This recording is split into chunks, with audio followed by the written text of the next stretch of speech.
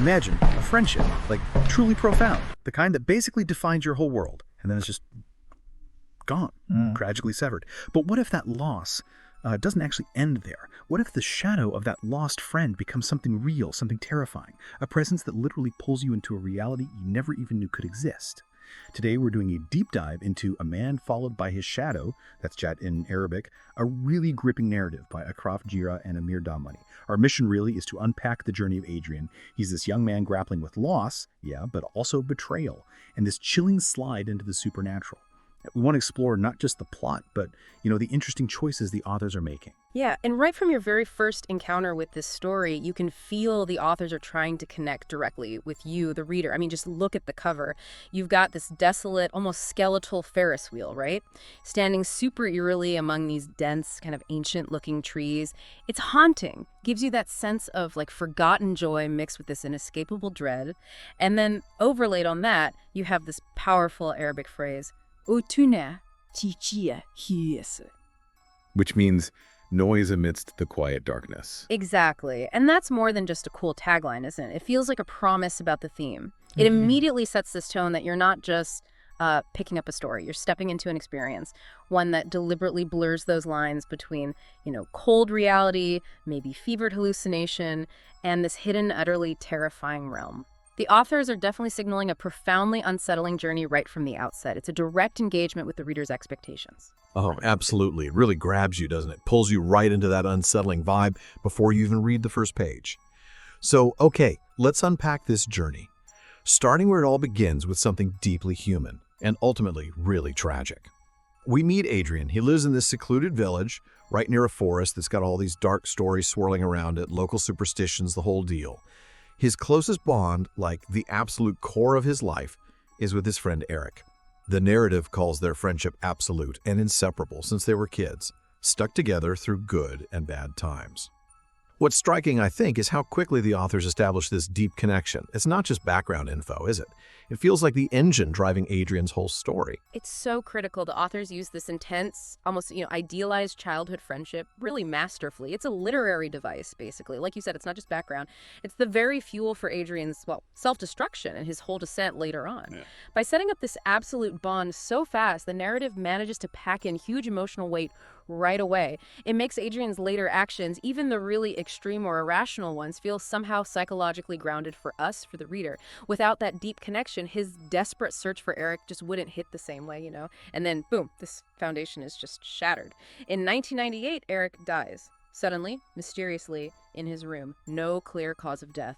And the authors give us Adrian's reaction raw, rushing to Eric's house, hugging Eric's dad, just intense, uncontrolled weeping. It's not just a death, it's like his whole world implodes, a primal grief that I think you as a reader can really connect with. Yeah, you really feel that weight. The story explicitly says Eric's imprint of happiness and joy on Adrian's heart gets totally replaced by this profound sadness that just hangs over him for months. His mom tries to help, says the understandable thing, move on, make new friends. But that's kind of inadequate, right? And this is where the authors make a really clever pivot, introducing the supernatural element. Adrian talks about this really disturbing dream. Eric shows up, but his face is darkened, almost menacing. He speaks to Adrian, asks for help, and the whole scene just dissolves into chaos and terror. Adrian wakes up totally confused, can't figure it out. What's the deal with this dream? Is it just a scary bit, or is there more to it? Oh, it's definitely more than just a scary sequence. It's like a perfect example of both psychological realism, grief manifesting in nightmares, and a brilliant narrative catalyst. By making Eric's plea in the dream ambiguous and frankly terrifying, the authors stop Adrian from just processing his grief normally and moving on. It forces him into action. It turns his passive sadness into this active, almost obsessive quest for answers. It's a common technique in horror, actually, but really powerful here, externalizing that internal turmoil, blurring the lines between what's real grief and what might be something else. So Adrian, feeling this deep need to understand, goes to an older friend, Martin, and Martin points him towards Brooken, who's this renowned oracle in a nearby city. Now, an oracle traditionally is someone who can interpret messages from, another realm, but the catch, and it's a big one, the only way to get to Brooken is through that dark forest, the one already full of myths and superstitions. Adrian hesitates at first, which is totally human, right? That fear. But his need for answers wins out. He gets his bike, his phone, and sets off. This decision, that's his real conscious step into the unknown. And the description of that journey, wow, the authors really pull you in right alongside Adrian. You feel like you're walking with him. He walks for ages through these vast plains, then past these massive trees that feel like giants. Creates this immediate uncanny feeling of entering another world. He gets this strange and foreign feeling, like reality shifting. It's not just pretty writing. It's designed to make you, the reader, feel that same unease. Then things really ramp up. He feels like he's being chased by someone, sees a shadow running parallel to him. Spooky stuff. The forest gets so dense the sunlight's blocked, there's this heavy fog, and he sees things moving in it, just at the edge of his vision. Classic horror imagery, right? Blending the unseen with the suggested. Your imagination just fills in the terrifying blanks. Eventually he breaks out into clear sunlight, feels this huge relief, but it's just a quick moment of peace. Yeah, tragically quick, as we find out. Because the psychological torment, the supernatural stuff, it's really only just getting started. So he gets to Bricken's, pays a lot of money, tells her about the dream, desperate for some kind of clarity. Bricken just mentions strange weather, almost casually dismissive. But then, almost in the same breath, Adrian starts imagining things, hears this chilling whisper, "Don't tell them." Oh! The whole atmosphere just flips, becomes spiritually terrifying. And this is such a clever narrative choice by Jira and Damani, isn't it? Instead of giving Adrian and us, the readers, the answers we're craving, the Oracle actually becomes a source of more confusion, more dread. She doesn't ease his fear. She ramps it up, pushes him deeper into uncertainty. Subverting that Oracle trope really deepens the feeling of helplessness. It's like the authors are playing with our expectations as readers. And yeah, this feels like the real turning point, where his internal struggle just explodes outwards as undeniable horror. The lines between his sanity and reality just completely blur. He panics, flees on his bike, frantically asking himself what's happening. He tries to go back through the forest, but the authors say evil spirits begin to control him. Ooh, these manifest as vivid, terrifying hallucinations. He falls off his bike, hears voices from the sky, feels trapped in a forest of witches. And the absolute worst part, he sees a terrifying evil spirit that looks disturbingly like Eric. And it's trying to kill him. It's just a total breakdown of his perception, a full-on assault on his reality.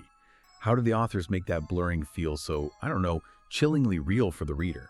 I think it's through that sensory overload you mentioned and how quickly it all escalates. The voices, the witches, and then the really personal horror of seeing Eric's corrupted image trying to kill him. This descent, whether it's delusion or maybe a forced awakening to something real, it's critical. It grounds all the supernatural stuff in Adrian's deepest fears, his grief. Then, somehow, sheer survival instinct kicks in. Adrian breaks free, escapes the forest, but hears this awful, hysterically laughing voice making a prophecy. "You'll all die like me! You will all die!" Back in his village, people brush it off. Mere hallucinations.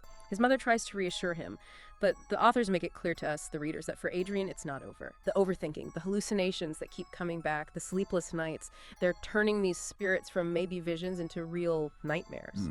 And that ambiguity is so powerful. Are these really supernatural events, or has his mind just fractured under the grief and creepiness? The authors keep you guessing, forcing you to question reality, just like Adrian is. That ambiguity totally keeps you hooked. Which brings us neatly into part 2. Here, the narrative really widens the scope of the horror. It moves beyond just Adrian. Weeks pass. The hallucinations maybe fade a bit, but Adrian is now described as obsessed with strange and scary adventures. He actually proposes a new quest. This feels like a crucial shift in his character, right? It's not just about grief anymore, or maybe it is, but twisted. Is he looking for answers? A confrontation? Or is it like a compulsion born from the trauma? It definitely feels like a compulsion. Yeah.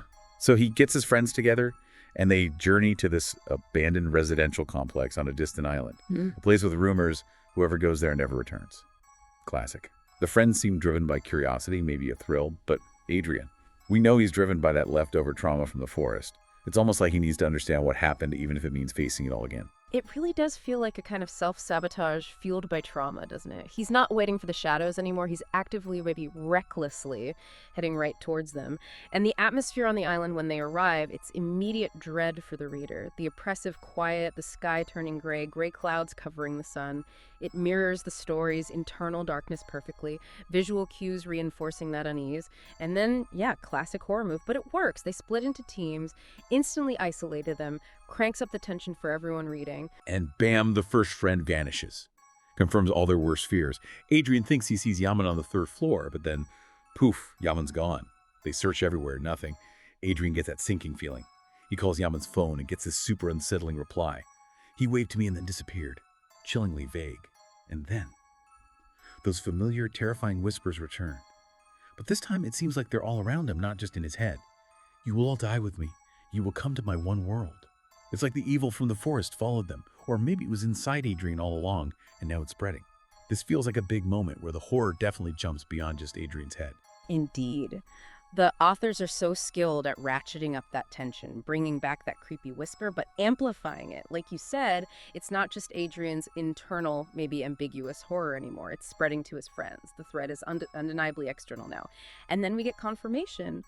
The spirit that was chasing Eric in real life, and the text explicitly says this is Eric's spirit, reappears. It blinds Adrian's friends with hysterical screams, leaves them totally lost on this abandoned island. This really solidifies it for the reader.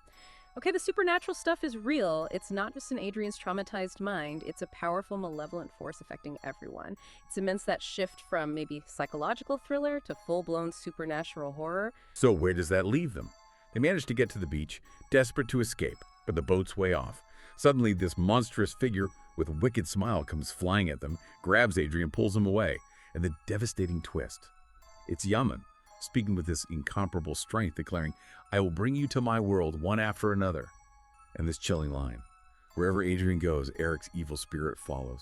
The pieces just slam into place for Adrian, and for us reading along, this isn't just some random monster, it's a profound betrayal. Yeah, that's the big gut-wrenching reveal, isn't it? That moment of horrible clarity.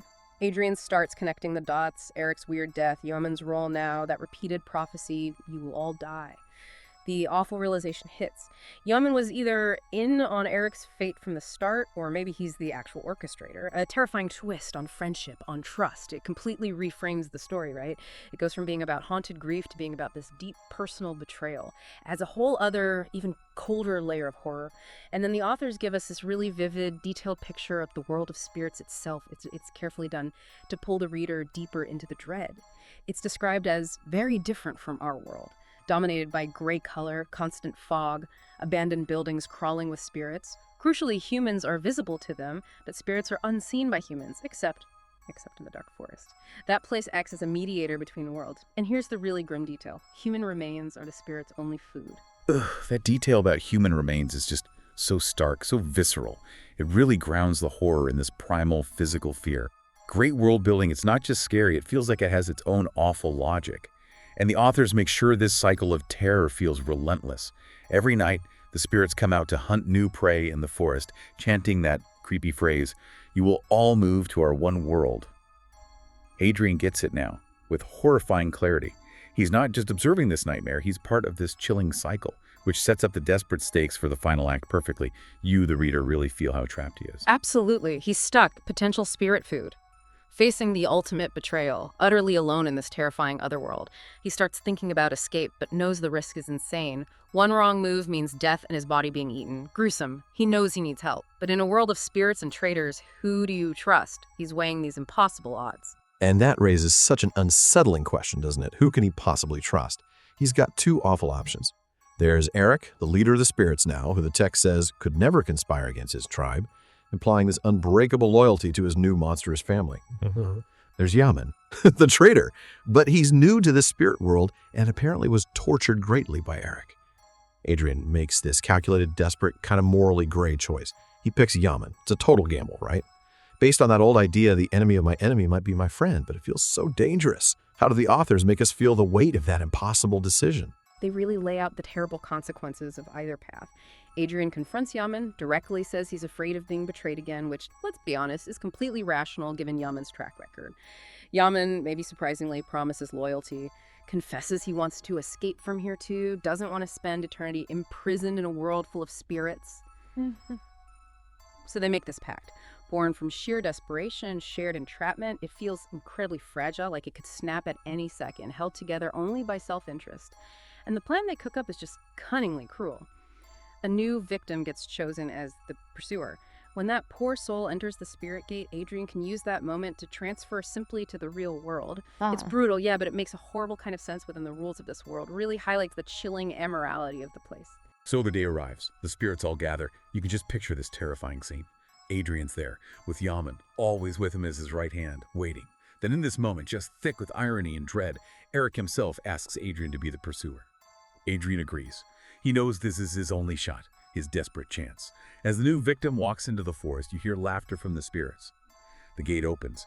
Adrian takes his first step towards what he hopes desperately is freedom. And as a reader, man, you are right on the edge of your seat, just hoping against hope he makes it out. But the authors, just brilliantly cruel, pull the rug out from under us in the most agonizing way possible. Just as Adrian is stepping towards freedom, he sees Yaman whispering in Eric's ear. And in that single instant, Adrian gets it.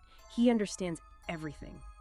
The betrayal wasn't just the initial act, it was this whole orchestrated manipulation. Eric's loud voice shakes the entire forest, trying to stop Adrian, but it's too late. This is the ultimate double cross, isn't it? Not just a simple betrayal, but this carefully built trap sprung by the very person Adrian gambled on trusting.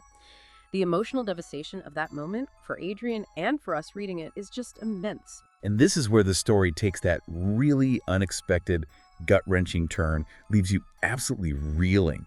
Adrian makes it through the gate. He is definitively back in the real world. He sees the sky and light for the first time in a long time, feels like he's in paradise. It's this momentary, glorious relief. But his joy is incomplete. He feels a dagger in his back. This isn't just metaphorical, it seems. It's the physical manifestation of that emotional betrayal, a final brutal twist suggesting that even escape comes at this unimaginable cost. It's such a powerful image, almost allegorical, isn't it? How betrayal can literally follow you, wound you, even when you think you've reached safety. And what's truly fascinating here, maybe one of the boldest narrative choices in the whole story, is how the authors then completely subvert the tragic ending you're expecting. They engage directly with the reader in this almost meta way. The text literally says, luckily readers were able to transport Adrian to the hospital before his soul was taken. Yeah. He recovers, leaves his past behind, moves to another country, opens a new page, becomes a football fan, meets new friends, builds a happy family. Now, this isn't just a surprising plot twist. It feels like a profound statement from Jajira and Damani about storytelling itself, about that interaction with the reader. Are they suggesting that narrative isn't fixed? That it's a living thing shaped by its audience? Or maybe it's a comment on our human need for hopeful endings, even when the story's own logic points towards tragedy. It's such a bold move. It directly involves us, the audience, the readers, in the story's outcome. Really highlights the power we invest in the stories we consume, doesn't it? That meta-narrative twist, the idea that readers intervene, it's genuinely unique. It speaks right to that dynamic we touched on, how authors target readers, and how our critical engagement, even just reading and reacting, might, in a fictional sense, change the narrative. It suggests this direct, almost mystical link between the story and the people reading it. Like our collective wish for a different ending, for some justice for Adrian, actually helps shape his fate. And the story wraps up with this really powerful proverb that resonates so deeply with Adrian's whole journey. Holding onto a corpse is like holding onto a corpse. No matter how much you try to hide its features, its smell will spread, so do not hesitate to leave it. Wow. Yeah, and if you connect that proverb back to the whole story, it becomes crystal clear, doesn't it? Adrian's entire nightmare, the spirit world, the chase, the betrayal, it all stemmed from his initial inability to let go of Eric. To let go of the past, even when that past had become toxic, destructive. The proverb is this stark, almost brutal reminder. Clinging to what's gone, especially when it's hurting you, will inevitably poison your present and your future. That's kind of the ultimate takeaway for Adrian's story, isn't it? His escape to a new life isn't just about physically leaving the spirit world. It's about finally cutting that unhealthy, soul-crushing tie to the past. The authors, using this horror framework, are basically teaching this profound psychological lesson about needing to release the past to truly live, even if the scars, like that dagger wound, might remain. So this deep dive into a man followed by his shadow, it leaves us with a lot to chew on. Adrian's journey, starting from that intense bond, twisted by betrayal, really shows how deeply the past can cling to us, even when we think we've escaped. And that wild meta-narrative ending where the readers save him makes you think about the power of stories themselves, and maybe our role as readers within them. It definitely makes you ask yourself, what shadows from your own past are you maybe holding on to, unconsciously letting them shape your present, your future? What would it really take to finally, leave them, as the proverb says, and step into your own version of the real world? Maybe like Adrian did, even with those lingering echoes of a dagger in the back. It's a haunting question, one Jajira and Damani definitely leave you pondering long after you finish the story.